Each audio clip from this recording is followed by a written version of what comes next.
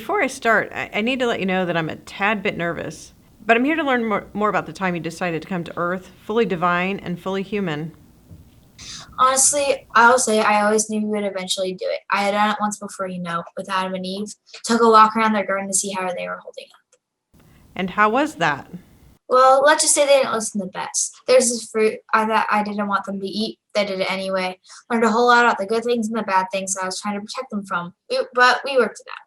Gotcha.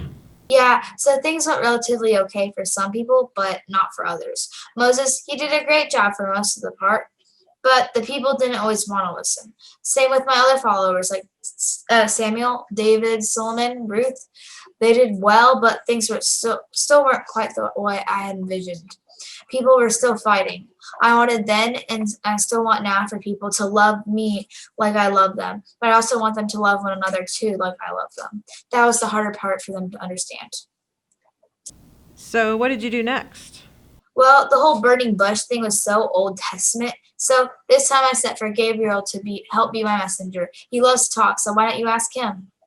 Great. Thanks for meeting with me. I will go and find him. Gabriel, welcome. Thanks. You know, that's an impressive set of wings you have there. I appreciate that. There's a huge misconception I've heard floating around, a conspiracy theory, if you will. Oh, do tell. This is hilarious. Supposedly, every time a bell rings, an angel gets its wings. Can you imagine, especially with everybody having some sort of cell phone, we'd have wings on our wings? Do you mind if I ask you how you did get them? What do you mean? I mean, how did you get them? I'm an angel, man. We're born with them. Of course. My apologies. So, God suggested I talk to you about something that happened all those years ago when you were God's messenger when Jesus was born? Oh, awesome. It's my favorite story to tell, so I had a lot of responsibility in this task. I had to ask two very poor people who weren't even married yet, you see, if they would be God's son. Wouldn't it have been better to choose a married family with money? No, you don't know much about this story, I'm guessing. First with the wings thing and now this. I do not, but I am here to learn, and maybe even help someone else to learn the story when I report it. Well, just think about it. Rich people are used to having things handed to them, and they're always first in line. God loves everyone now. Don't get me wrong, but God needed someone to represent the purest form of love. Love that can be bought or assumed. And let me tell you, God really knew what he was doing when Mary and Joseph were chosen. Say more. Joseph, he's a real stand-up guy. He was scared at first, mostly because I didn't want to dishonor Mary. But I told him it was okay, that Mary's child was holy. He didn't even have to think of a name because we had decided that already. Jesus was to be his name. Well, the really difficult task must have been asking Mary then. You're wrong again, but I'm going to let that one slide, because a lot of misguided people might think that, kind of like the whole wings conspiracy, but no, Mary did not hesitate. I'm telling you, she knew. She was humble about it, asking how it could be and all that, but once I told her God sought favor in her, she gave me a straight up yes. That's amazing. It is, isn't it? What's better, she even made up a song. People call it the Magnificat. You should ask her about it yourself. Thanks. I think I will. Mother Mary and Joseph, thank you so much for being with me today. You're more than welcome. We're happy to be here. If I can take you back to the time when the angel of the Lord showed up in your homes, do you mind sharing with us what was going through your mind at that exact moment? I'll go first. For me, I do have to say, at first I was quite shocked. I'd been minding my own business, and out of nowhere this angel appears. I had never seen an angel before. I knew about them, of course, but back then I would have never expected to have one show up at my home. My experience with the angel was slightly different than Mary's. I was actually asleep and the angel came to me in a dream, so not nearly as intimidating as what Mary experienced, but still life-changing.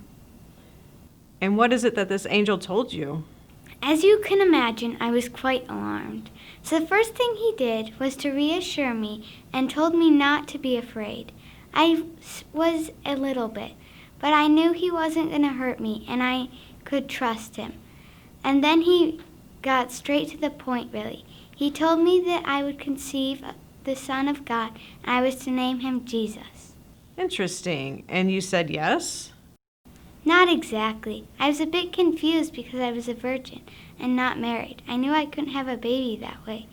But he told me that my baby would be from the Holy Spirit and that my baby would be holy. I found this a little difficult to process. I was poor. What would the Lord want with the likes of me? Then the angel told me some great news about my cousin Elizabeth. He told me she was expecting a son, even though she was quite old and was never able to have a child before. This news was indeed fantastic, but it was what the angel said next that actually convinced me. And what was that? He told me that nothing will be impossible with God, and with that I just knew. I told him I would do as the Lord had asked. What about you, Joseph? You were saying something about a dream. Yeah, so it was just after Mary had told me her news, and I have to admit that I was really scared with what she told me. People back then could be really brutal and with their punishments and judgments. To protect her and even myself, I thought it would be best just to quietly walk away. I think kids these days call it ghosting. Anyways, I was able to fall asleep easily, having made my peace with my decision. But then the angel appeared to me in my dream. He told me it was okay to take Mary as my wife because her baby was from the Holy Spirit. Jesus was coming to save the world. And so you said yes? It was sort of like that. The angel reminded me of the words of the prophet Isaiah. Behold, the virgin shall conceive and bear a son, and they shall call his name Emmanuel. Wait, I thought his name was Jesus. It is. Emmanuel isn't a name like Joseph or Mary. Emmanuel means God with us. Think of it as kind of like an adjective.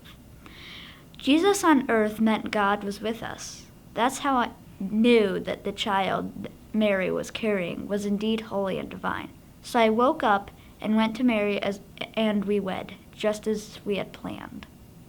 But then something happened that you hadn't planned, isn't that right? Yes, that darn decree.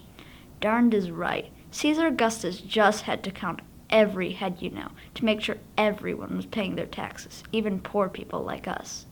So even though Mary was so close to having a baby, we had to trek 90 miles to Bethlehem. Mary, that had to have been tough. Oh, it was for sure. It felt good to walk at first, but it was so far. The donkey helped me to rest my feet, but it was very uncomfortable. Joseph was very attentive, and as soon as we got there, he knew we had to find a place to have the baby. My poor wife. She deserved to have God's baby in the most magnificent of temples, but instead the only place we could find for her was a stable because the inn was completely full. Stable? With stinky animals and dirty hay? That was the only choice we had. We made the best of it. When the baby was born, I was ready to rest, so I wrapped him in swaddling cloths from mine and Joseph's clothes, since they were very clean. Then I laid him in the manger. He was just so sweet, wasn't he, Joe? He was. He made these cute little squeaks and wiggled around in the swaddle. It was as if he couldn't wait to get out and get started on the work God had in store for him. Wow, that really is some story. Well, really, it's just the beginning of the story. And who knows, maybe it would have ended right there if it weren't for our visitors who came. Visitors? Oh, you mean the shepherds? How can a group of dirty shepherds make that big of an impact? You'd be surprised. You should talk to them and find out for yourself. Thanks, I will. But first I would like to ask the innkeeper a few questions. Miss Innkeeper, I was hoping you wouldn't mind sharing your story with us about that fateful night in Bethlehem. That is a night I will never forget, that's for sure. I had never in my life seen it so crowded in our little town. Do you remember the couple who came seeking shelter? The woman was pregnant. Of course I remember Mary and Joseph. Who could forget them? I felt so terrible having to tell them that there was no room for them. I got a lot of flack for that, for sending the young couple away. But there was nothing I could do. Our little inn was crammed full of other families already. Families with babies and young children. I couldn't throw them out on the street to make room for the couple that arrived too late. What I know of Mary and Joseph, they never would have expected you to do that. But I'm sure that doesn't change how difficult that was to do. There were many I had to turn away, but the expecting couple was the only couple that I found an alternative space for them. I knew it wasn't ideal, but it was warm, and it was quiet and pretty secluded. I knew Mary could deliver her baby without drawing unwanted attention from outsiders. I knew it was safe there. And now everyone knows what you did for them. I hope so. It seems I'm only known for turning them away, but I found a way to show my love and compassion. I found a way to help Mary, which in turn helped Jesus. Yes, and we know how that story ended. No, we don't, because the story never ends. Right. So I've been told. Thank you for your time, Miss Innkeeper. And thank you for allowing me to share my part in this miraculous story. Thank you all for coming to talk to me. I've been learning more and more about the story of when Jesus was born. Oh, that's my favorite story. Great. Now, if we look at the story from beginning to end... Excuse me, but this story doesn't end. Right. Let me rephrase that. If we look at the story chronologically, then should I start with asking the shepherds or the angels? I would say start with us. Okay, then let's hear it. It was Gabriel's idea to begin with. We had to prepare ourselves. You know, it's not like a multitude of angels can just assemble and show up in a moment's notice. We all saw Mary and Joseph and Jesus in a filthy stable, and none of us knew something so dirty and smelly could end up being something so beautiful. We saw them and we were so excited. We wanted to share the news with someone in a big way. Gabriel was always doing things in big ways. So what did Gabriel do?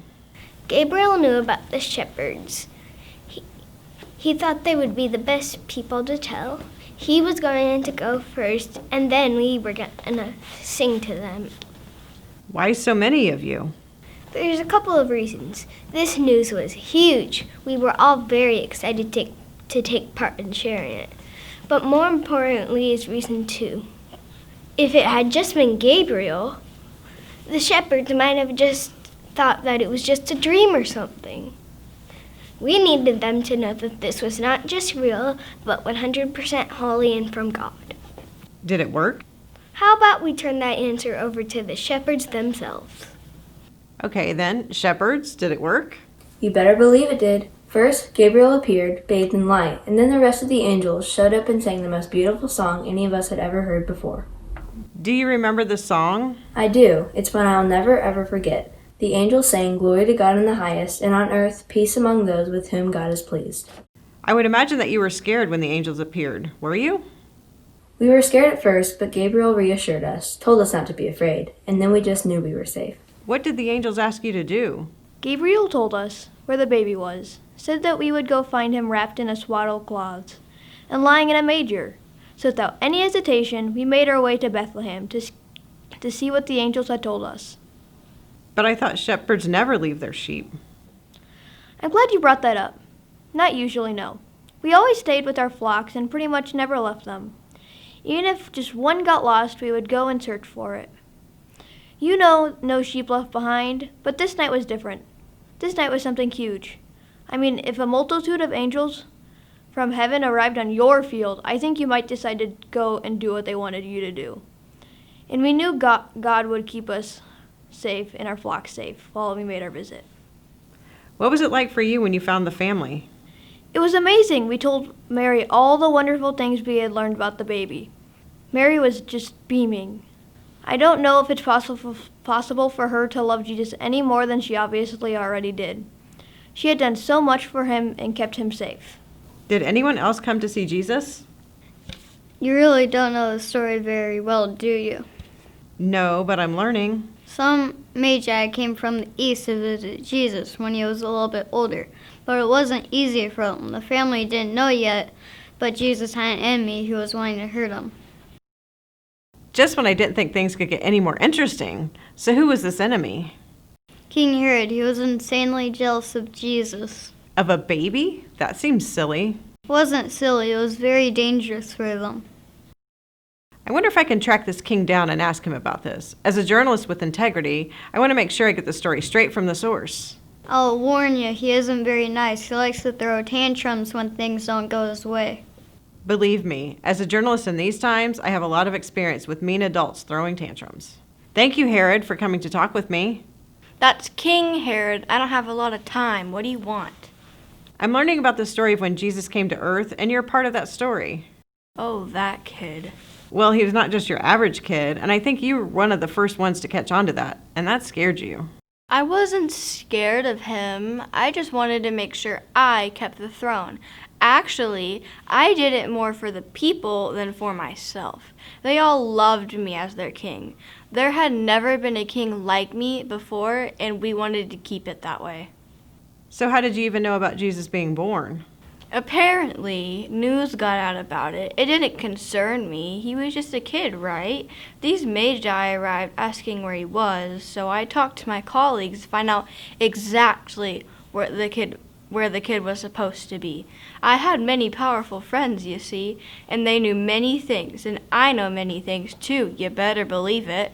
I just wanted to be sure because I was very busy leading my big kingdom, and I didn't want to waste my own precious time. So did you go to see him? Well, I for sure wanted to see him for myself, pay homage to him, show my respect, if you will. But I sent the Magi ahead of me. I wanted them to get to see him first, then come back to tell me where he was. Then I'd go myself. And this wasn't because you didn't know where the child was? We already went over this. You're just trying to make me slip up. I basically knew about where the kid was. I just wanted the Magi to be absolutely sure it's where he was. How'd that work for you? Those liars never came back. They never came back? No. I've actually heard a bit about this, and it's been reported to me that you were very angry that they tricked you and you threw a tantrum. Oh, I was angry, but I'm too much of an adult to throw a tantrum. But they didn't trick me. They lied to me, and liars pay for their mistakes. What did you do to make them pay? I ordered all male children under the age of 2 to be killed. Well, that escalated quickly. To actually be killed? Yep.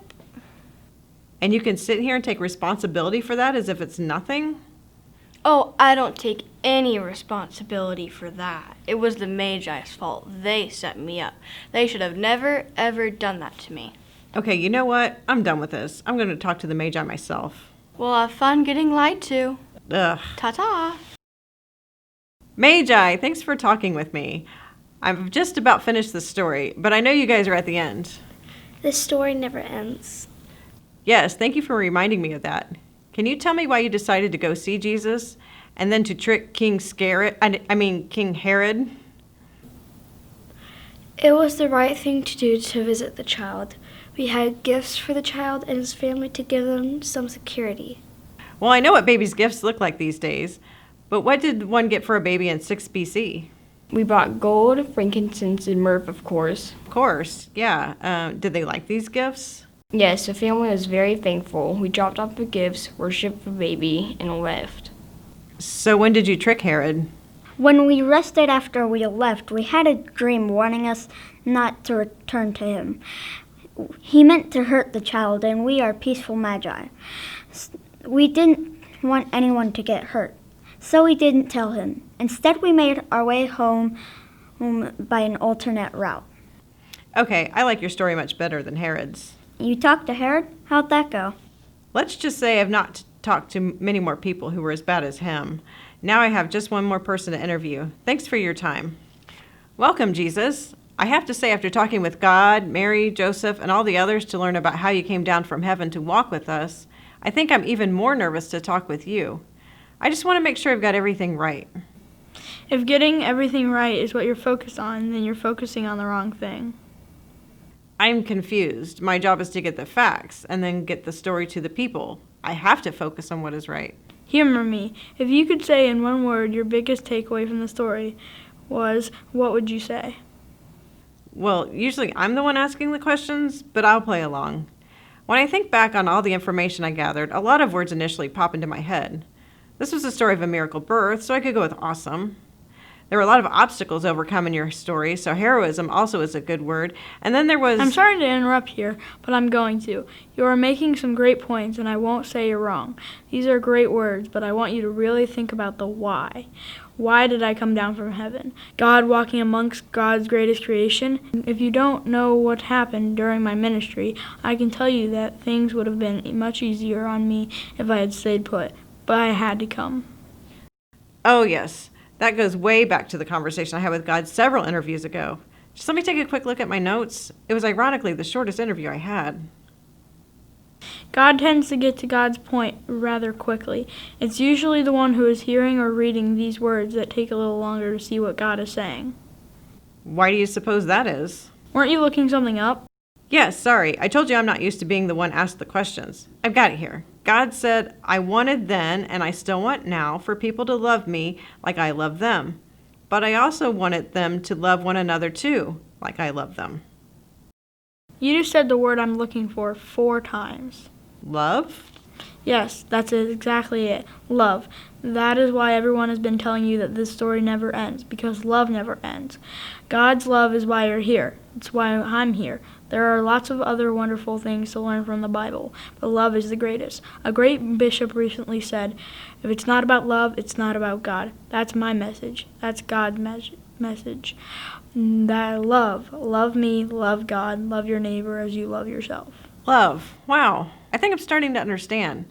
It's not just about a miracle birth, gifts from magi, visits from shepherds, a tyrant king. These are all a part of your story, but not the story. The story is the love God gave us, the love you showed us, the love we have for God and should have for each other.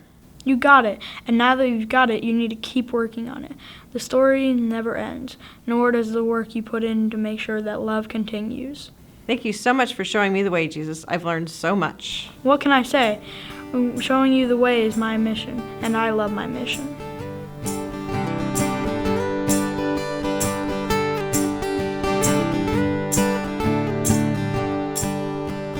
Go tell it on the mountain, over the hills and everywhere.